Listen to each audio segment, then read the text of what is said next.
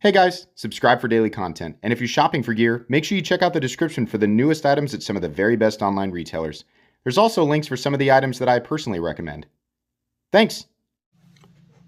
What's going on YouTube? Metal Complex here, and today I've got another interesting knife review / knife overview to share with you guys. This is the Ochs Worx Solarstorm EDX. A lot of you might remember here recently I reviewed the Ochs Worx Osprey EDX. Very, very good knife. There's a lot of similarities here. Definitely a different model though. Definitely a lot of good. Thanks so much to Eric Ochs for sending this in for me to review. It is not mine to keep. It will go back to him when I am finished. Thanks to my generous patrons who are supporting me. Link for Patreon down below. And please make sure to follow me on Instagram at metal_complex. So who makes this? It says right on the website that it is a premier OEM near Hong Kong, China. I can only speculate, because it doesn't say. I'm going to guess it's Riyadh. Been seeing a lot of that lately. Not Eric Ochs' fault on that, but yeah, I'm going to guess that it's Riyadh. Anyways, let's go ahead and get a measurement. Overall length of the Solarstorm EDX coming in at 7.75 inches, roughly. Maybe a little bit less. It could actually, you know what? It is. We're going to say it's about 7.6 inches overall. Blade length is coming in just a hair shy of 3.5 inches, about 3.4, and then your actual cutting edge is coming in at about 3 inches, thanks to a very generous choil up here. Let's go ahead and do some size comparisons up against the Ontario Rat Model 1 and the Ontario Rat Model 2. Sorry, I was looking for it there. This is a, it's a little closer, I'd say, to the Rat 2. It's just longer, right? But the presence very, close in terms of height to the Rat 2. How about up against the Spyderco PM2 and the Spyderco Para 3? You can see here this is definitely close in overall length to the Para 3. A little bit longer, but it has a totally different profile, totally different presence, both when deployed and folded. Last but not least, the Benchmade Griptilian, or in this case, the Ritter Hogue, and the Benchmade Bug Out. It is closest to the Benchmade Bug Out. It really reminds me more of a beefier 940 in the form of a titanium frame lock. That's the best way that I can describe it. But there you go. Let's go ahead and give you guys an example of the action. This is very, very smooth, very good. The action is very similar to the Osprey, right? It's a little bit initially feels a little bit tight, and it's one of the indicators that I feel like this is a Riyadh. Riyadh kind of does that, where the action initially is a little bit tight. It's very smooth and consistent through here, but it's tight so that when it breaks in, everything is still solid, and then it just gets smoother and smoother and smoother. The action is very good. There's no double clutch or anything like that. There's a couple of different areas where this can come down and your thumb can meet either the flipper tab or the choil. Just takes a couple of encouragement wiggles. Don't do that. Don't miss the flipper tab, because then it'll come down on your skin right here. I got lucky there. But yeah, the action, getting it down to the closed position, just a couple of little wiggles here and it'll do that. It's flipper only, which is fine. You can light switch it or you can push button it. It's a tad pokey if you're going to push button it. The edges are still, there's a little bit of chamfering going on, but it's just kind of a pokey, very small, low profile flipper tab. Pros and cons, right? It's low profile, but it's a little bit more difficult to engage than a more aggressive flipper tab. Anyways, carry profile thickness up against the Spyderco Para 3. You can see here it's about the same. Length and height, this is where this guy's going to shine. It takes up nowhere near the same amount of room as either the PM2 or Para 3, thanks to a very slender and compact profile. Let's go ahead and do a hardware check. Get out my tools as per usual. My tools are very inexpensive and very recommendable. You can find them right down in the section of my description that talks about the tools I use on this channel. I did get myself. Sorry. Anyways, maybe hopefully it'll heal in the course of this video. Yeah, T8 on the pivots, and then I believe the body screws are also, they are T8. How about these inlay screws? Are these, or overlay, no, I'm going to call them inlay screws. Those are also T8, so is the Lockbar insert screw. So to take this knife completely apart, I don't think you don't actually have to remove these inlays. I think it's just the frame screws. So, and there's just 2 of them. Even if you did, it's still minimal hardware by my standards. You just have one hidden screw for the pocket clip, I think. Yeah, one hidden screw for the pocket clip, the 2 inlay screws, right? Because apparently this just doesn't have them. is this one. This must be, there must be adhesive or something that they use to keep that one in place, unless there are hidden screws on this side. Yep. Sneaky. Where's my flashlight? Is that the case? No, that doesn't look like a screw. I don't know what these are. Sorry. Little holes there, but they're not, there's no screw head. I know it looks like there might be. No, there's no screw head. So something else holding those in. I don't know if you'll be able to remove the inlay on this side. I'm not sure that it matters. This one, for access to the lock bar, I guess. I don't know why this one is and the other one isn't. In any case, I'm not sure that it matters. The main reason to remove screws on this would be to pull the frame, the main integrity pieces apart, right? And get into the pivot internals, right? If you wanted to clean them out or adjust them or swap them or whatever you want. And it should be very easy to do that considering the simple and very common construction of this guy. So I don't really have any complaints there. Let's go ahead and weigh it. Get out my scale here. So we're looking at titanium, carbon fiber, and M390, which I think it says right there. There is a micarta version of this. There's also various carbon fiber, like fat carbon versions of this. If you go with the micarta, from what I saw, it's a little bit less expensive, but not much. I think it's a $20 difference. Overall weight coming in at 2.89 ounces, which is very good. The the ratios on this are extremely good. That's what people look for in these sort of, you know, when you're trying to maximize the amount of cutting edge that you have to the amount of weight and just the utility of the object, right? If you're trying to do that, you're trying to get it as compact as possible, this is a really great choice considering you have a 3.4-inch blade with 3 inches of cutting edge and it comes in well under 3 ounces. That's pretty awesome. I have no complaints there. What else we need to do? Check blade stock thickness. Keep in mind this knife is hollow ground. I'll talk about that here in just a little bit, but the stock thickness is about 120 thousandths, so not super thick to begin with. Pretty good. Let's go ahead and move into the meat and potatoes here. Really like the profile and really like the breakup here. There's a lot of knife companies just going with this, like everything just needs to look the same and it's just have these simple transitions from, you know, like the classic profile of a knife, and then we just move on into, you know, either the bolster or we do this simple inlay that kind of follows. He's got that here and the look is there, but then we have this cool kind of like a chevron texturing. It just breaks it up a little bit and it looks good. He had kind of a, it wasn't the exact same thing, but with the Osprey, it had some interesting like texturing lines, and then it moved into an area where there was an inlay, and I just appreciated that.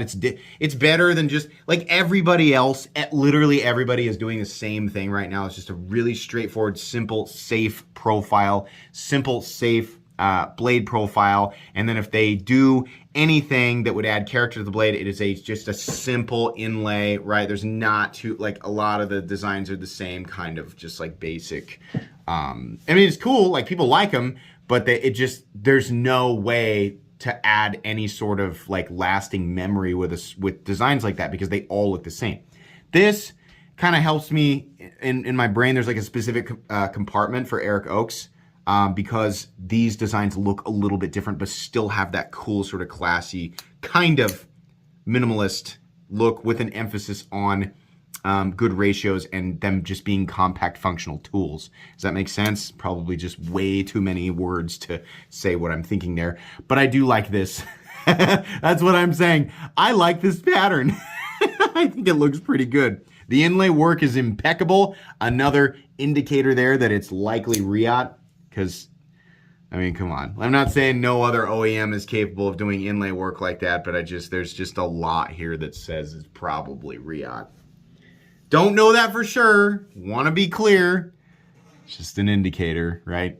Edges nicely chamfered down. Kind of wish they were a little bit less. I kind of wish that this angle right here was a little less aggressive, but it's not bad. In any case, the ergonomic lines are very good. Really, the only thing that I'm feeling that's really sticking out here is just the fact that I'm trying to get my whole, and I can get all 4 fingers in here, but I'm pressed up against this kind of sharp flipper tab. It's not too bad. This clip, 3D milled, and we do have the texturing continuing on there. I really appreciate that. I appreciate that it's flat and knocked down, so that's not a hot spot. It's also not a huge clip. He didn't go, oh, I'll run the clip the whole length of the... He didn't do that, right? He made a reasonable pocket clip here. So pretty darn comfortable. This position right here is absolutely the most comfortable position. This is what I've always said. If you're gonna do a knife with a choil, first rule is do it right. Make it big enough for a real finger, not a goblin finger or a baby's finger, a real finger, right?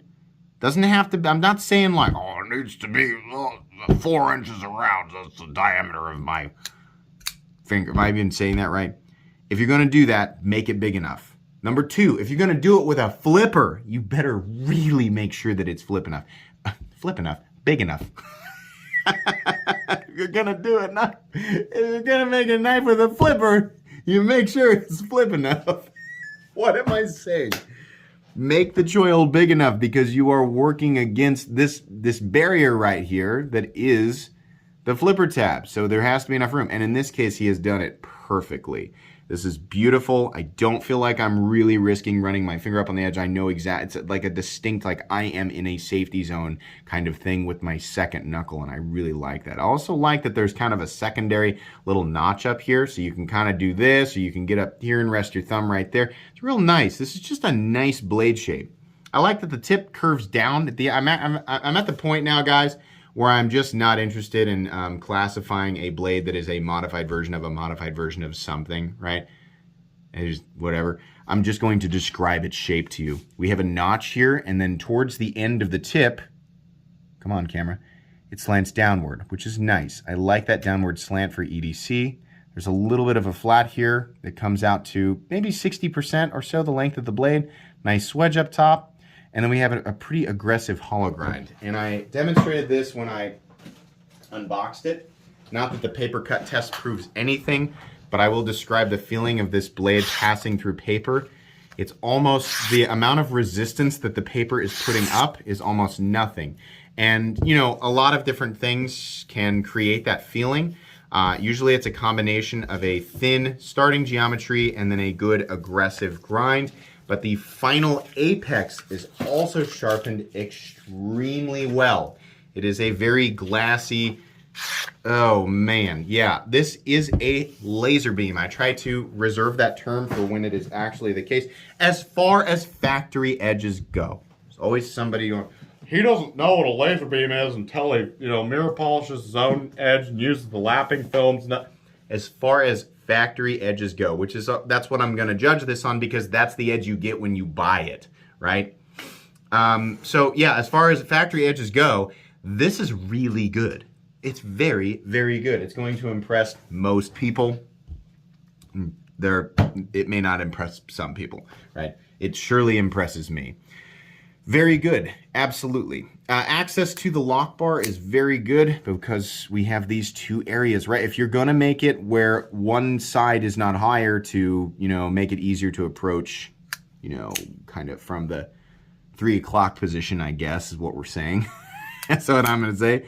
Then you need to scallop out both sides, and we have done that, which is excellent, and it makes for a very easy open and close, like one-hand manipulation sort of sequence here. It's very good. I like it a lot. Like I said, inlay work is beautiful. This carbon fiber is very beautiful. What's funny is that there are 2 little notches cut out here, giving me the impression that it was meant for screws, like there would be screws right here on the other side, perhaps, and it's because you can tell why I think that, because you can see how they go around the screws right there. Maybe that is part of the full production variant. Maybe not, I don't know, but that's what it looks like to me. Whether there are going to be screws there or not, I don't mind it. I think it looks good either way. It just doesn't bother me, right? There is a little lanyard hole thing back here in the backspacer, which is one of the best ways to do it. Honestly, I mean, it's still like a hole that is going all the way through. I kind of would prefer, and this is fine, the way that he's got it here is fine. This is not a critique. My favorite type of lanyard apparatus is one that is so out of the way that it might not, it might as well not even exist, right? So we have full closed off scales on both sides, and then what we have in the bag spacer is just a tiny little area carved out with a bar. So that way, the people who just absolutely insist on having lanyards can still have their little lanyard thing, and then it has no impact whatsoever on the functionality of the knife, meaning basically the position of the clip or the aesthetic, because honestly, I don't like to turn a knife and see a hole. I just don't like to. I think it looks better without a hole. This isn't a bad way to do this though, and it isn't affecting the position of the clip, so I can't really complain. The clip is excellent. This is awesome. I love texturing on the clip because it makes it that much easier to grab. How many times, I feel like this has probably happened to everyone at least once. Sorry, there's a piece of paper that flew. Now, you know what? It's too far away. I'm not gonna, it's like way underneath my table, and every time I scoot back, I see it, and it's distracting. I don't know how it got over there. Anyways, how many times have you gone to reach for your pocket clip, and there is a perfect ratio in this specific situation where the tightness of the clip, the retention of it is super aggressive, and then the slipperiness of the surface is also extra slippery, right? And then your pocket seam is extra thick, and you go to pull, and it's like, no, and the knife will not let go. It will not let go, and you're slipping, and you can't get any traction, right? But you get just enough traction to get the clip to release, but at that exact moment, your finger slips off of it, and the knife tumbles and tumbles until it lands, for some reason, always on concrete. How frustrating is that? Let me get my knife out of my pants, right? Insane clip retention is just stupid, right? Unless you are a mountain climber and you spend a lot of time upside down because you're climbing mountainsides that belong in the first level of Sonic the Hedgehog, right? With the loops and the crazy curves that just defy like natural. If that's what you do, then all right. You need that crazy clip retention, right? For everybody else, including people who just like, you know, do general outdoor work, or like you're doing roofing or something like that, those guys work with the little utility knives, and the clip retention on those things, like the Huskies and the Milwaukee Fast, but like the clip retention on those is pretty medium, right? And they're fine. They're fine. Even if they do fall out, I understand. It's not really that big of a deal. But, you know, unnecessary clip retention is just crazy. But what I like here is this has a medium amount of retention, right? It's good and strong, but just enough. It's got a good continuous rise here, and then there's texturing, ensuring for the most part that when you grab it, it's coming out of your pocket. This surface is also smooth, which means even if you're pinching, it still should release most of the time. In and out of my pockets here with athletic shorts, in jeans, cargo pants, it's all been perfect with this knife. I have no complaints. So there we go.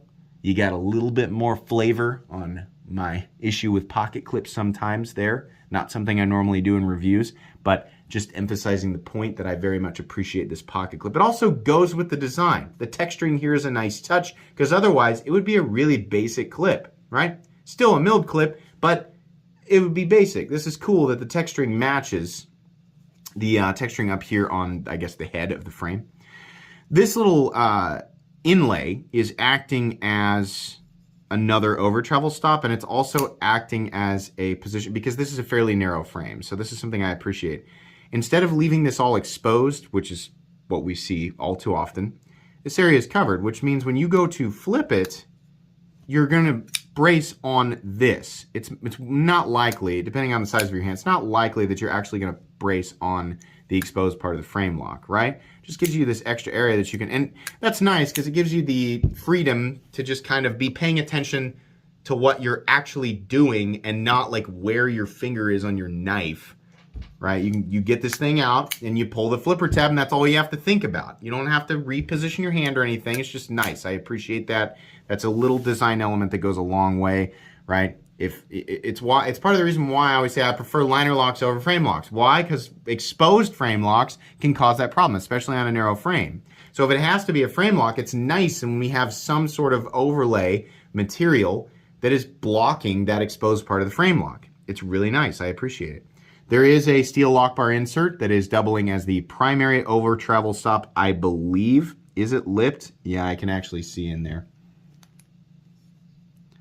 So you can see right at the back there is a lip, and that lip is going to connect with the frame and stop it from moving. That's fine. Overkill, but it's fine. It'll stop if you know, are just like you have the strongest thumbs in the world and you're like, God, I break so many frame locks with my Hulk thumbs, right? If you found that to be the problem, then this will probably stop you. Let's see. Stop pin, located right back here. It's fine. There's some nice shouldering. It's a nice fat stop pin. Pretty good. No blade play up, down, left, and right. No lock stick, no pivot lash, and a nice clicky detent with perfect centering. Lockup is also good. Engagement is good, something like 25% or so. No issues there. Is there anything else? I don't think so. This is a good knife. The finish on the blade is satin. Looks a lot like Riot's satin finish. How can you tell? They've handled a lot of different Chinese OEMs, you know, their knives and their different finishes. Just really speculating really hard that this is Riot. But I would have preferred a tumbled finish. That's a preference.